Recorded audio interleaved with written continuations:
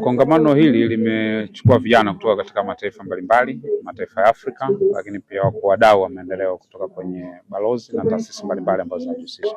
Na sisi kama serikali tumepata nafasi ya kuja kuzungumza na vijana hawa kwa sababu ndani pia kuna vijana wa Tanzania ambao wapo.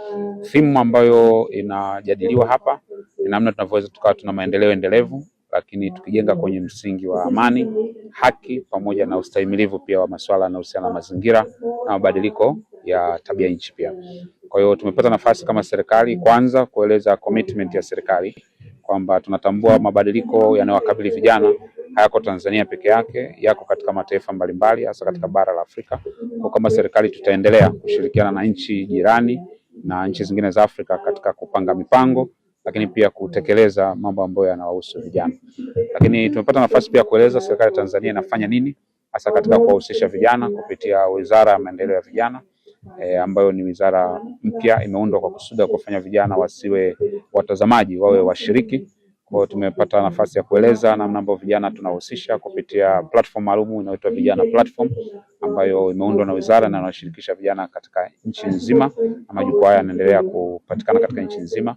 Lakini tumejadili pia kuhusiana na fursa ambazo serikali inazitengeneza hasa kupitia miradi mbalimbali ya kimkakati na katika wizara mbalimbali, programu zinazohusiana na utengenezaji wa ajira, utoaji wa mitaji, lakini pia kuongeza ujuzi wa vijana kupitia programu za kiserikali na namna tunavyoshirikiana na sekta binafsi katika kuhakikisha kwamba tunatimiza malengo hasa mpango wa miaka 5 ambao unalenga katika kukuza uchumi jumuishi, lakini pia kutengeneza ajira zaidi. Na mwisho tumeshare sectors, sekta ambazo zina ukuaji wa haraka na mkubwa katika taifa letu ambayo tunataka vijana wajihusishe nazo zaidi, na namna rahisi ambavyo kulingana na sera ambazo zimeziweka vijana wanaweza kushiriki katika uchumi.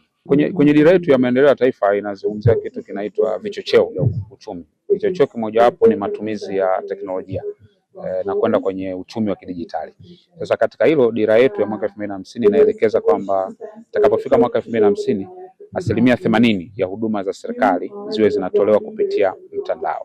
Sasa hii ni fursa kwa sababu ili tufike hiyo hatua, maana yake lazima kuwe kuna infrastructure, kuwe kuna miundombinu ambayo imetengenezwa kwenye ile eneo. Ndio maana sera nyingi ambazo tunatengeneza sasa kama serikali ni kuhakikisha kwamba uchumi wa kidijitali unakuwa unapanuliwa hasa kwa kuwasaidia vijana katika kupata ujuzi, na hapa tunazungumza ujuzi wa kisasa, kwa mfano mambo ya AI, artificial intelligence, akili mnemba, lakini pia kuna block data analysis. Tunatoa msisitizo mkubwa sana kwenye hilo, lakini e-commerce kwa maana kwamba vijana kutumia platform hizi kwa ajili ya biashara na kuendelea kubadilisha sera ambazo zimekuwa kikwazo pia kwa vijana kushiriki katika uchumi wa kidijitali.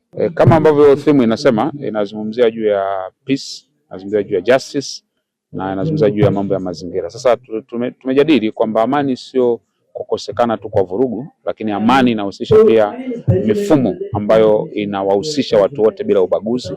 Amani inahusisha watu sauti zao kusikilizwa. Amani inahusisha pia watu kuwa na kupata haki wanapohitaji kupata haki yao. Lakini amani inahusisha pia kujali changamoto na matatizo ya watu kila siku. Kwa hiyo msisitizo wetu ni kwamba amani sio tu kwamba tukiwa na kukosekana vurugu basi tayari tuna amani iliyojitosheleza. Tunasema ule utulivu tulioupata ututengenezea mifumo sahihi ya kwenda kufanya mambo yanayogusa maisha ya wananchi, ili kila mwananchi ajihisi kwamba hajaachwa nyuma katika mustakabali wa maendeleo ya taifa letu. Tunawaambiaje vijana sasa hasa katika makubaliano hayo au mjadala huu? Vijana tunaambia wewe ni sehemu ya kujenga zaidi kuliko kubomoa, kwa kuzingatia kwamba kesho tunayoendea inawahusu vijana zaidi kuliko watu wazima. Na kwa majaliwa Mwenyezi Mungu vijana ndio tutaishi muda mrefu zaidi kwa biological, ukiacha mapenzi ya Mungu, lakini vijana ndio tutaishi zaidi. Kwa mazingira yote ambayo tunayatengeneza leo yanatufaidisha zaidi, sisi yanatufaidisha zaidi kuliko kundi lingine lolote lile.